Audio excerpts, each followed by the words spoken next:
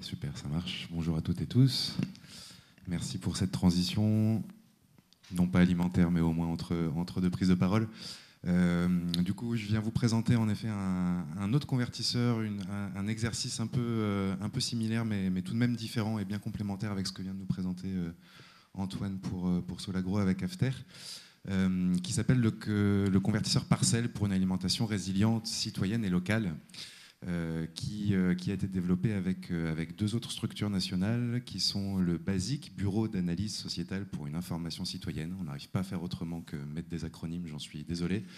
Le BASIC qui est un bureau d'études coopératif qui travaille sur l'analyse des filières à l'échelle internationale. Ils ont fait de multiples études sur la filière lait notamment, mais aussi sur le volume, le prix qui revient, par exemple, à l'ouvrière textile sur un maillot de foot, ou enfin, voilà, plein d'autres études.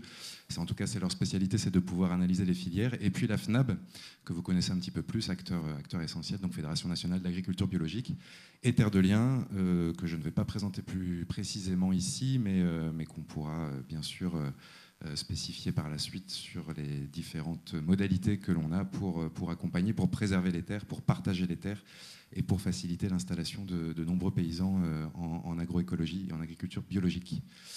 Le convertisseur, la petite histoire, c'est qu'il vient au départ d'une discussion autour d'une table en Normandie, entre le coordinateur normand, Gaël Ouesdon, et puis son président, paysan à l'époque, ça fait une dizaine d'années. Et puis la question au départ, c'était mais dis-moi Michel, est-ce que tu sais combien de personnes est-ce que tu peux nourrir avec ta ferme? Alors forcément, personne, excepté les quelques petites fermes qui sont exclusivement en AMAP, par exemple, personne aujourd'hui n'est capable de pouvoir répondre à cette question, tellement les filières sont longues, tellement on dit qu'on nourrit le monde, mais alors où, quoi, comment, c'est une autre paire de manches.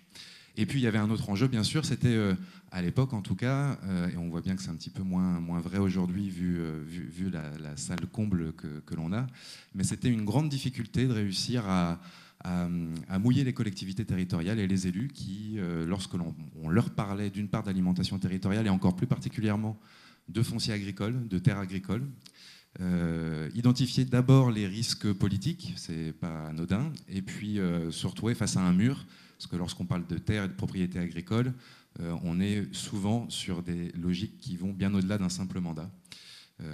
Donc c'était une vraie difficulté pour réussir à enclencher la transition agricole par la préservation des terres et par un autre aménagement, un autre ménagement des terres agricoles, alors que les collectivités ont de multiples leviers, outils dans leur besace, compétences également, pour préserver les terres et pour faciliter l'installation agricole. Donc c'était un petit peu les deux problématiques de départ, et donc on pourrait les résumer sur le fait c'est un peu l'enjeu de toutes les interventions d'aujourd'hui, de reconnecter l'alimentation et la production, tout simplement, j'ai envie de dire. C'est forcément pas si simple. Donc il y a un premier convertisseur qui est sorti, qui a été développé avec une économie minimale, entre guillemets, un stagiaire accueilli en Normandie. Et donc on a en gros réalisé la logique générale du convertisseur, on peut la voir ici. Donc on connecte différentes bases de données, ou en tout cas différents types de données. Le premier convertisseur, il connectait du coup des données de population, le régime alimentaire et les rendements. Mais il y avait une grande limite à ce premier convertisseur, qui était que les rendements que l'on injectait dans ce petit calculateur, avec une règle de 3 assez simple, étaient issus de quelques fermes Terre de Liens normandes, qui sont du coup très spécifiques par rapport au monde agricole général, et aussi très territorialisées, très spécifiques par rapport à l'ensemble du monde agricole français. Donc il a quand même fait sa vie, ce convertisseur, il a été utilisé dans différents endroits, à différentes échelles, pour plein de choses, pour faire de la sensibilisation, de l'accompagnement, que ce soit de citoyens, de paysans, d'agriculteurs ou d'élus et de techniciens de collectivités territoriales. Mais on avait bien envie, et puis on voyait bien cette grande limite. Et donc du coup, on s'est dit, on a quand même des statistiques agricoles constituées annuellement ou quasi par le ministère.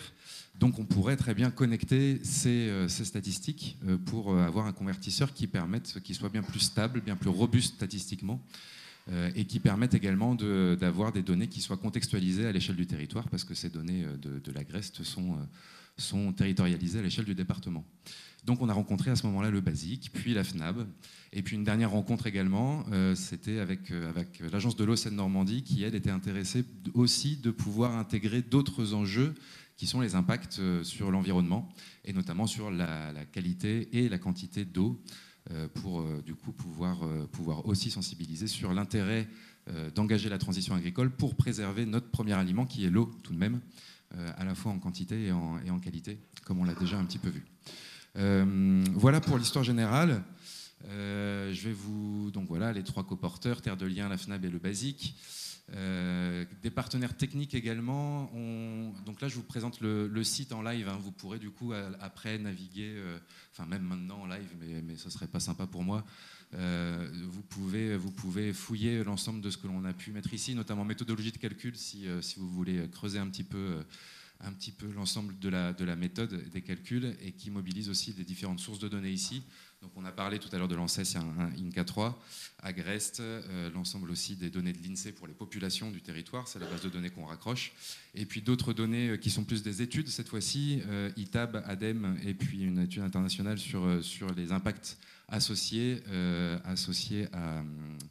à l'agriculture biologique, notamment. Un dernier élément aussi sur la méthodologie qu'on a adoptée pour la constitution de cet outil-là, qui nous a demandé quand même plus de 300 000 €, plusieurs années aussi de sueurs diverses et variées. Il y a eu un gros travail de contre-vérification qui a été mené avec l'ensemble des instituts techniques, ou en tout cas des personnes dans les instituts techniques, pour vérifier que les projections qui sortaient de ce calculateur avaient du sens. Alors je précise aussi que nous sommes bien sur des ordres de grandeur. On n'est pas sur des éléments précis, mais ce sont des ordres de grandeur suffisants pour amener le débat. Et c'est l'importance, l'intérêt de ce convertisseur, c'est du coup de permettre d'identifier la complexité de l'alimentation et de la production agricole, d'identifier des leviers aussi de durabilité. Donc ce sont les trois qui étaient à la fin dans la conclusion d'Antoine ce matin, donc à savoir, comme on le met ici, les types de production. Donc on pourra jouer sur l'agriculture bio ou non bio, le régime alimentaire en réduisant du coup la part de consommation de protéines animales, et puis la relocalisation de la production. Donc ce sont les trois leviers sur lesquels on va pouvoir jouer. Et je vous propose du coup de commencer avec ce parcours numéro 1, où du coup on rentre ici un territoire. Et si je relocalisais, alors on a Bourg-en-Bresse avec nous, donc on va mettre recherché par EPCI, Bourg-en-Bresse, voilà, comité d'agglo du bassin de Bourg-en-Bresse. J'ai appris que du coup c'était 3B comme son petit nom, si j'ai bien compris. Bassin de Bourg-en-Bresse. Et donc là, on a plusieurs choix. Donc on a, comme on le voyait tout à l'heure, enfin comme on l'a discuté dans les prises de parole aussi, on l'a bien vu. On peut faire des projections, ou en tout cas identifier pour l'ensemble de la population du territoire, pour certains consommateurs d'un ou plusieurs établissements de RHD. Et on peut même aller jusqu'à un groupe de personnes, donc par rapport à un foyer, par exemple, c'est possible, ou plusieurs assos locales qui souhaitent s'engager dedans. Donc là, je vous propose de faire avec avec une population concernée en restauration hors domicile et restauration scolaire même. Alors, la petite fonctionnalité qu'on n'a pas, c'est qu'on ne peut pas panacher ici, mais du coup, j'ai vu dans une de vos communications, alors non, il n'y a pas d'université, ou alors peu, mais on peut faire avec les lycées, et j'ai vu qu'il y avait une estimation de 20 000 repas jour en resto scolaire. C'est ça. Hop, on part avec 20 000 couverts, qu'est-ce que ça donne? Là, on a deux choix du coup sur les deux autres leviers. Alors je vais essayer d'aller un petit peu plus vite parce que c'est sympa de voir la manipulation d'un outil, mais l'important après c'est les usages et puis qu'est-ce qu'on en fait et puis les interprétations. Une petite attention ici, c'est qu'il y a le 4% d'agriculture biologique sur le territoire. Alors on est peut-être un petit peu moins, mais c'est parce que, comme on le dit ici, je ne vais pas rentrer dans les détails des calculs, mais c'est une donnée un peu redressée pour arriver sur une surface. Et puis le régime actuel, on ne bouge rien pour le moment. Et ça nous donne trois indicateurs. Si je relocalise du coup l'ensemble de l'alimentation de ces 20 000 personnes en RHD, ça représente 47 emplois agricoles, 1570 hectares. Et pour le moment, on n'a rien en termes d'impact écologique parce que les données actuelles ne sont pas suffisamment consolidées, ou en tout cas ne font pas consensus sur le seul levier de la relocalisation, Comme on voit ici, on a juste mis 100% de relocalisation, on n'a rien changé en bio, donc c'est le bio actuel, et rien non plus en réduction de protéines animales, donc on n'a pas d'impact écologique. Alors je ne vais pas faire tout le parcours, mais en tout cas on a des données du coup de contexte quand même pour voir qu'est-ce que ça représente. Alors là c'est pareil, c'est pas exactement ce que vous avez dans vos communications, mais il y a une petite distinction, c'est que les 65 000 hectares du territoire sélectionné, donc territoire agricole bien sûr, enfin hectares agricoles, SAU, ce sont les hectares rattachés au siège d'exploitation qui sont dans la communauté d'agglo. Voilà, et ensuite on a la répartition des surfaces sur ces du coup 1570 hectares, l'ensemble qui concerne les viandes et œufs, les produits animaux d'une manière générale, les produits laitiers, donc on voit bien que c'est énorme tout ça. Un point important aussi par rapport aussi à des éléments qu'on a discutés tout à l'heure, c'est que les céréales et les autres cultures sont seulement pour l'alimentation humaine. Donc tout ce qui concerne le maïs ou les céréales pour l'alimentation animale sont intégrés dans l'élevage qui du coup représente l'essentiel de cette surface agricole, de cette empreinte agricole. Voilà, donc on pourrait poursuivre, on va poursuivre avec les emplois, je ne vais pas vous montrer tous les détails, mais on se retrouve du coup avec des ordres de grandeur aussi de ce que cela peut représenter, donc avec beaucoup d'éleveurs, avec ensuite des données et des méthodes de calcul qui sont un peu spécifiées si vous voulez creuser, ce qui est toujours intéressant. Et puis là, on voit bien que sur les impacts, pour le moment, il n'y a rien du tout. En tout cas, ce qui est important, c'est que ça permet justement pour nous, en tout cas Terre de Liens particulièrement, de poser en tant que tel la question de l'aménagement, même du ménagement des terres agricoles, qui est essentiel. On voit aussi que, si on prend l'écran précédent, que ça implique, ça incite à réfléchir à la diversification des productions agricoles de manière obligatoire. Ça implique aussi, alors là on pourrait le faire tourner du coup sur d'autres échelles, à l'échelle du département, de la région, voire même de la France métropolitaine.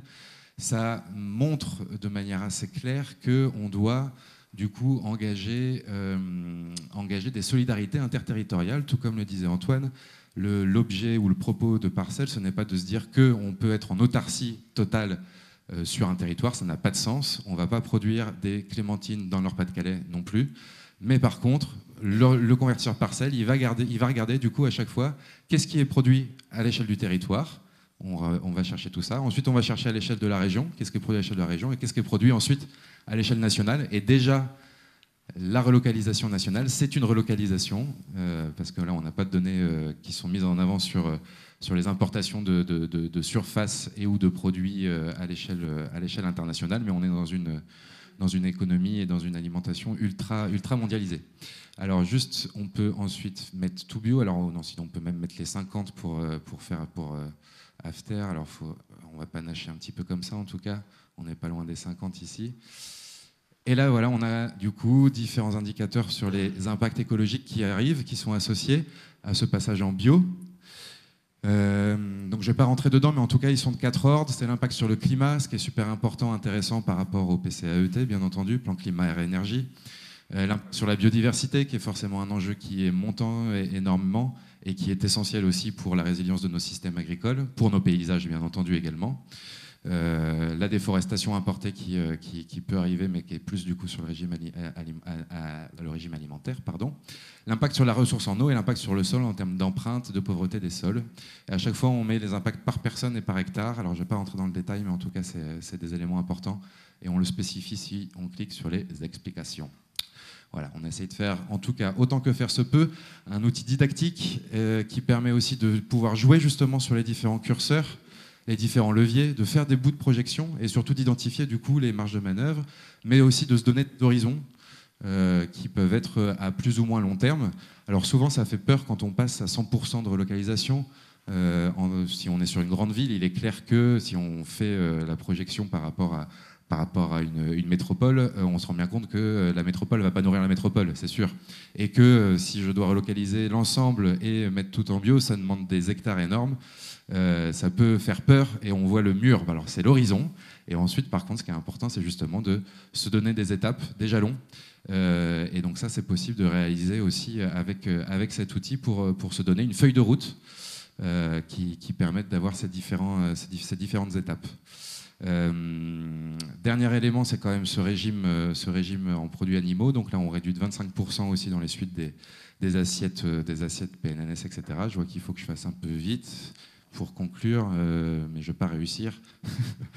En tout cas, c'est aussi très important, notamment pour la surface et l'empreinte au sol. On peut faire tourner à l'échelle de la France métropolitaine et on se rend compte que 100% de relocalisation, 100% bio, c'est peut-être pas pour tout de suite, mais c'est possible en tout cas.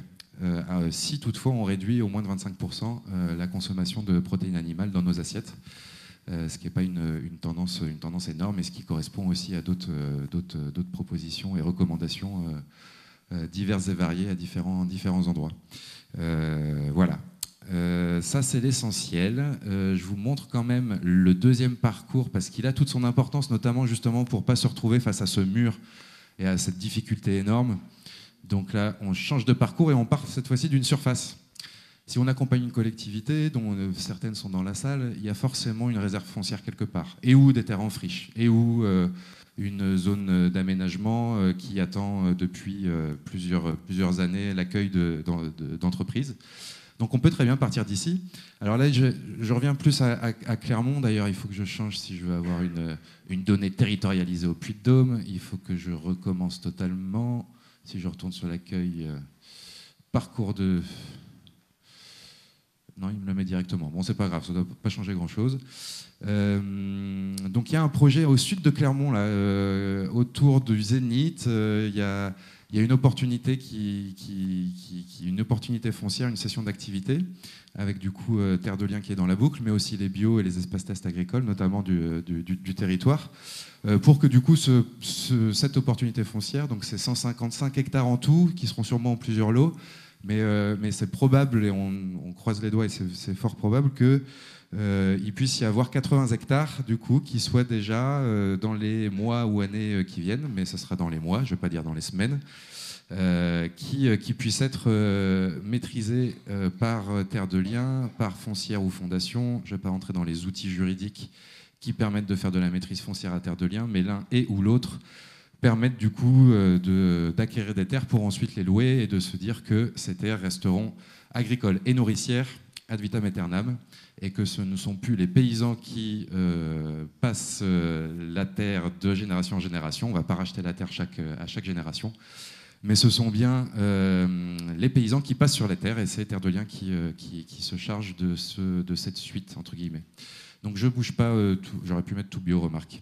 Mais en tout cas, voilà, on rentre avec une surface et on se rend compte qu'avec 80 hectares, on peut nourrir en tout 150 personnes. Et ce qui est important surtout, enfin ce qui est utile, c'est qu'ensuite on peut changer la répartition, parce que là on part de la répartition générale qu'on a vue tout à l'heure, hein, l'ensemble de ce que ça donne par rapport à l'empreinte spatiale de notre alimentation qui est très liée à l'élevage. Qui souvent on n'a pas ça en tête, donc ça permet aussi de le montrer. Et c'est pas pour autant qu'il faut réduire les produits animaux comme on l'a vu, enfin qu'il faut se passer des produits animaux comme on l'a vu. On l'a dit, c'est important pour notre régime alimentaire, pour notre système agronomique également, et pour nos paysages, n'en parlons pas, et pour les questions sociales également. Et donc voilà, on peut panacher aussi en se disant que c'est bien sympa d'avoir une terre céréalière, mais est-ce qu'elle est vraiment, est-ce que c'est super pertinent de mettre du maïs ou des céréales pour nourrir justement des animaux ou pour nourrir des filières longues, lointaines, qui du coup enlèvent de la valeur ajoutée également pour le territoire. Donc on peut peut-être laisser quand même un petit peu d'élevage pour justement les questions agronomiques que l'on disait. Par contre, on veut mettre beaucoup de légumes pour justement nourrir les cantines scolaires. Et on se retrouve du coup, certes, avec moins d'une personne, parce que là, on n'a pas mis beaucoup de céréales pour l'ensemble du régime, mais ces 80 hectares, par contre, permettraient, si on en dédie 80%, un peu plus, de nourrir 12 200 personnes en termes de fruits et légumes, ce qui est déjà important et énorme. Voilà en gros, je vais m'arrêter pour ce convertisseur, donc du coup vous pouvez trouver sur parcelle-app.org, qui est libre et gratuit. C'était aussi un point important pour nous aussi, hein, c'était de rendre accessibles finalement les données, les bases de données existantes, des métadonnées, des méta-études. Donc c'est à faire tourner sur vos smartphones aussi, c'est possible. Il n'y a pas d'appli, mais en tout cas on a développer un petit truc pour que ce soit facilité via des téléphones ou des tablettes. Donc voilà, on l'a sorti en octobre, cet outil-là. Donc il va continuer à vivre sa petite, grande et belle vie. Nous, nos enjeux cette année au moins, c'est de pouvoir justement le déployer, permettre son appropriation. Donc faire de la formation, de l'accompagnement, des présentations multiples et variées. Il y a quelques petits développements qui permettraient aussi de faciliter l'appropriation. Justement, je pense à un bouton Egalim qui risque d'arriver à la fin de l'année pour caler directement les curseurs sur les objectifs de la loi Egalim. Vu que, comme on le disait, même si c'est un volume très peu, c'est là où il y a de la compétence, c'est là où il y a de l'appétence aussi et de l'envie des collectivités, donc ça facilitera son appropriation aussi pour pouvoir télécharger des résultats et différentes projections pour du coup éviter de noter à chaque fois ce que ça donne dès qu'on bouge un bout de curseur. Ça, c'est des petits développements. Après, il y en a d'autres qu'on imagine. Comment est-ce qu'on s'en sert comme outil de concertation territoriale, justement, pour que l'ensemble des habitants, des professionnels divers et variés puissent s'en saisir et puissent faire leurs projections et que l'on puisse avec tout ça, réussir à se donner un scénario et une ligne de conduite sur la transition agricole des territoires. On réfléchit aussi à intégrer, mais là c'est un peu plus de boulot, tout ce qui est intermédiaire, parce que là on a bien reconnecté l'alimentation et la production, et c'est à partir des bases de données aujourd'hui, mais il y a forcément tout l'intermédiaire qui manque. On réfléchit aussi à pouvoir faire remonter de la donnée, parce que ce qu'on a perdu, ce qu'on a gagné par rapport aux convertisseurs normands en première version, on l'a perdu ici, c'est-à-dire que on ne valorise pas toutes les spécificités des fermes terre de liens et ou bio, qui peuvent du coup donner aussi plein d'autres éléments sur des paysans brasseurs, des paysans boulangers également, qui sont installés sur des fermes terre de liens et qui sont super importants en termes de revenus et en termes aussi d'alimentation par rapport au territoire. Et aussi rattacher ça à de la cartographie, bref, plein de choses sont possibles. On est attentif et on est preneur de vos envies, idées, commandes entre guillemets, mais restons prudents et sages entre guillemets. On va déjà s'assurer qu'il puisse être approprié et qu'il puisse être utilisé au maximum dans les territoires dans les années qui viennent. Merci. Voilà, merci.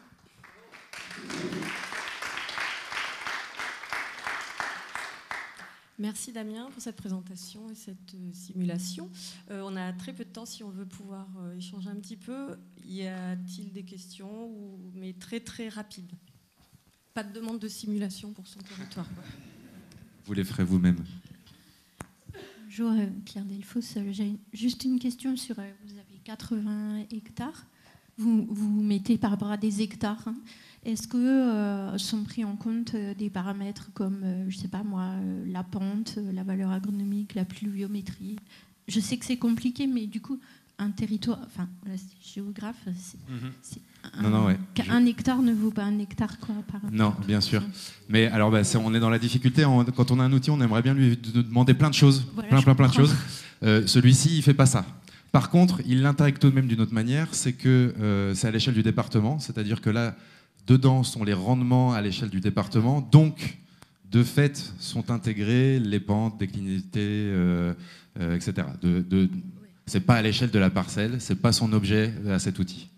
Mais il y a tout de même, en tout cas, on est bien par rapport à la réalité agronomique du Puy-de-Dôme si on rentre Puy-de-Dôme dedans. J'avais une question. Vous dites donc qu'on peut partir du régime alimentaire comme porte d'entrée. Si par exemple on prend le scénario AFTER qui a été présenté précédemment et qu'on le rentre comme avec les contraintes présentées et qu'on veut voir au niveau national ce que ça donne, est-ce qu'on peut le faire? Oui, enfin, j'imagine, en tout cas, dans les grandes idées, on peut faire tourner parcelles à l'échelle nationale. Sur AFTER, par exemple. On peut faire tourner les parcelles à l'échelle nationale. On peut mettre 50% bio, par exemple, et on peut mettre les moins 25 ou les moins 50. Alors, on ne va pas plus aussi loin qu'AFTER sur le panachage et sur le rebouclage des cycles, etc., tout ça. Mais en tout cas, dans une première intention, on peut le faire tourner à cette échelle. Qu'est-ce qu'on peut modifier sur l'indicateur régime alimentaire? Le régime, pour c'est quoi les dimensions qu'on peut modifier? Alors, c'est la part de protéines animales que l'on peut réduire de moins 25 ou moins 50, et derrière, forcément, en regard, on inverse avec plus de protéines végétales. Je vous invite à regarder le mode de calcul pour avoir les éléments plus précis. Dernière question.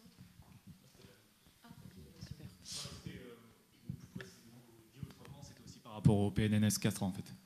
Est-ce qu'on pourrait, voilà, ça rejoint un peu. On pourrait plein de choses. Voilà. N'hésitez pas. N'hésitez pas à faire vos listes de courses et de commandes et puis à venir nous voir pour qu'on puisse travailler ces futurs développements potentiels de parcelles, même si on en a déjà une bonne partie on commence à avoir une liste et un frigo ou une ligne ou une armoire. On commence à avoir une armoire d'envie autour de cet outil. Déjà, je vous invite à le faire tourner, à l'utiliser autant que faire se peut dans vos territoires et par rapport à vos enjeux professionnels, forcément.